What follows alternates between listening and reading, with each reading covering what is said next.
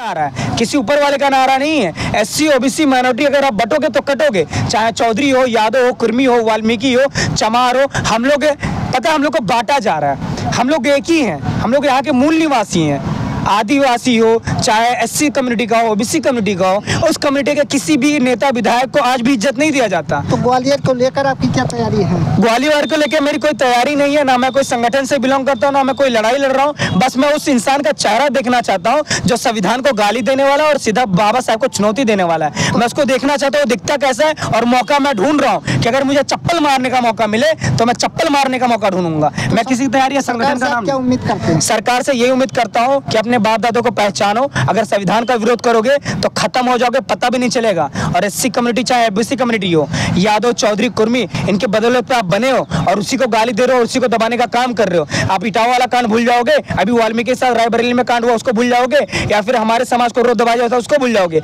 Rape कहाँ नहीं हो रहा, आज 400 किलो पकड़ा, कौन पकड़ने वाला था? और आज बोल रहे हैं कि तालिबान से उठा हुआ बंदा कल प्रेस वार्ता हुआ, वहां पर लड़कियों को घूमने नहीं दिया। ये किसकी कारनामा है? अगर हमारी सरकार में इतनी दम है, पाकिस्तान को सपोर्ट करने वाले को हम लोग सपोर्ट नहीं करते हैं। मैच कराने वाले कौन है? अनुराग ठाकुर है, यहाँ के सांसद है, बोलते पाकिस्तान को जड़ से खत्म कर दिया जाएगा, और वही शाहिद अफरीदी के साथ बैठ के वहां पर गलवैया करके मैच देख रहे हैं। हमें चूतिया और पागल समझते हो? हमें दिखता नहीं। और यहाँ पर जितना पढ़े लिखा हुआ है और जो आंख पर पट्टी बांध के अनभक्त और गोबर मुंह खा रहे, आज भी सुधर जाओ। जो पाकिस्तान के साथ रह रहा है और अपनी बहनों के साथ छेड़छाड़ कर रहा है और तुम्हारे समाज के लिए आवाज नहीं उठा रहा है, मैं कहता हूं जय श्री राम, मैं कहता हूं जय भीम। मैं तुम्हारे सब महापुरुषों की जय कर रहा हूं, लेकिन बोलो कि हमारा साथ दें। एजुकेशन और शिक्षा के साथ खिलवाड़ ना करें।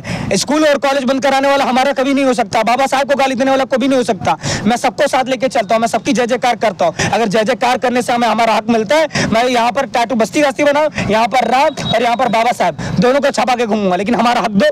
क्यों नहीं दे रहा हूं? क्योंकि तुम्हें पता है बहुजन जाग रहा है। और ये एक उदाहरण है, 20 लाख की भीड़ को 5 लाख भीड़ बताने वाले लोग, हमने अपनी आंखों से देखा कि मायावती जी आई थी। वो मायावती या चंद्रशेखर भैया की भीड़ नहीं थी, वो बहुजन की भीड़ थी। वो हमारे मान्यवर काशीराम और बाबा साहब की भीड़ थी। उनको बसें कैंसिल करनी पड़ी, ट्रेन बंद करना पड़ा, क्योंकि वो डरते हो। तुम कल भी हमारे समाज से डरते थे, आज भी हमारे समाज से डरते हो। और बाबा साहब का डर तुम्हारे अंदर है कि तुम्हें मूर्ति तोड़ना पड़ता तो रात को निकलते हो चोरों की तरह। और अगर जिस दिन तुम्हारा हथौड़ा लेके देख लिया, तुम्हारी हड्डियां तोड़ेंगी। हमारे बाबा साहब की मूर्ति तो दूर की बात छोड़ो, छूने के लिए तुम्हारे अंदर औकात नहीं है। और अनिल मिश्रा जो तुम बोल रहे हो, भोग रहे हो जिस संगठन के हाथ में, और संगठन का भी नाश होगा। चाहे आरएसएस हो, विश्व हिंदू परिषद हो, वह समाज में हमारे लोग हैं। यादव है, चौधरी है, कुर्मी है, वहां पर हमारे समाज के लोग हैं। हमारे लोग को भड़का के हमारे खिलाफ लड़ाओगे, आज ऐसा नहीं होगा। हमारे ऐसे युवा सामने आ रहे और तुम्हारी बात को नहीं रखेंगे। ग्वालियर में देखूंगा, मैं सबसे सवाल करूंगा, वहां के मीडिया से भी बात करूंगा, ये हरामी औलाद का कौन है जो बाबा साहब को गाली देने वाला है? और मैं गाली दूंगा क्योंकि उसका काम ही ऐसा है। कौन बोल रहा कि बाबा साहब ने संविधान नहीं लिखा? कौन बोल रहा हमारे महापुरुष नहीं थे? कौन बोला कि सिर्फ आरएसएस ने? जब हमारे महापुरुष और क्रांतिकारी लड़ रहे थे ना अंग्रेजों से, तो चड्डी में जाके सलामी इंग्लैंड की रानी को देने वाले कौन थे? हमें इतिहास सिखाओगे? इतिहास पढ़ने के लिए सर्च करना शुरू कर दो, और इतिहास बदलने से नहीं बदलेगा। जो आरएससी की छोटी छोटी किताबें पढ़ते हैं, उससे बड़ी किताबें हम लोग पढ़ना शुरू कर दिए। हम नाचने गाने वाले हैं, लेकिन I am speaking English, Marathi में तो बोल सकता, and I know how to arrange and write to write. और हमें सारी चीज़ों का पता है और नॉलेज है और चीज़ें हम सीख रहे हैं। और सबको यहाँ पर जितने युवा साथी बैठे हैं, डरना ही नहीं, लड़ना है। और गाँव देहात किसी बाप का नहीं, ये जमीन हमारी, ये काम हमारा, ये पैसा हमारा, ये चीज़ हमारी है। और लड़के दिखाओ, आज भी हम तैयार हैं। और अगर कुर्बानी देने से, मेरे अगर देसी कलाकार बस्ती के मरने से 100 लोग खड़े हो जाते, तो ये बहुत जरूरी है।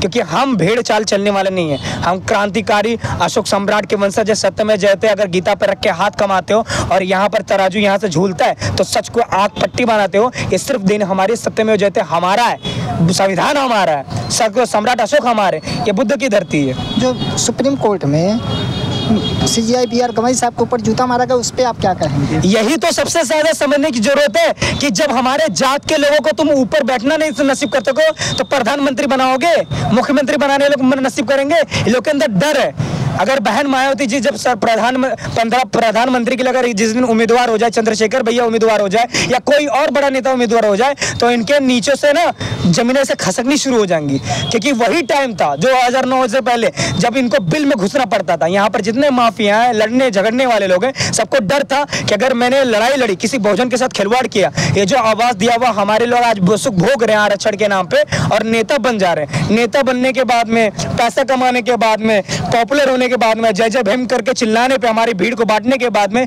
ये जय भीम का नाश करने निकले हैं। ये संविधान विरोधी है। और आज जो कोर्ट में, जो सुप्रीम कोर्ट में जज बैठा हुआ, जो सब कानून बनाता है और हमारे और आपके हक के लिए लड़ता है, उसके ऊपर जूता फेंकने का काम अगर ऐसे मानसिकता के लोग कर रहे हैं और उसको बचाने वाले ऐसे हरामी कौम के लोग आ रहे हैं, और हमारे कौन भला करेगा?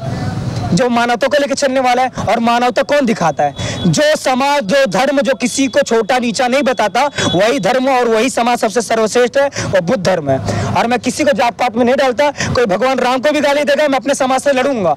मैं अपने समाज को बताता हूँ किसी देवी देवता को गाली मत दो, और मैं भी नहीं देता। मैं उस इंसान के खिलाफ लड़ता हूँ जो हमें छोटा बताता है। किसी की औकात में कोई किसी को छोटा बताए, कोई किसी को बड़ा बताए, और मैं लड़ूंगा। चाहे अगर मेरे समाज में से कोई किसी देवता को गाली देगा, मैं खड़ा रहूंगा, क्योंकि हमें किसी का हक नहीं है गाली देना। लेकिन अगर कोई हमें छोटा बताएगा तो हम लोग भी लड़ेंगे। और आज हमारे हक की बात है, और बहुजन को हर जगह दबाने की कोशिश कर रही है। आज मोहन यादव का परिस्थिति क्या है? बीजेपी के मुख्यमंत्री है, उन्होंने सिर्फ आरक्षण 27% लागू करने के लिए बात करा। क्या यादव डिनाई कर देगा? जितने भी विश्व परिषद और आरएसएस में जुड़े हो, सब यादव की बात कर रहा हूँ, सब चौधरी की बात कर रहा हूँ, कि आप लोग भुला दोगे? अगर आपको आरक्षण दिया जा रहा है, आप गरीब हो, तकलीफ से जूझ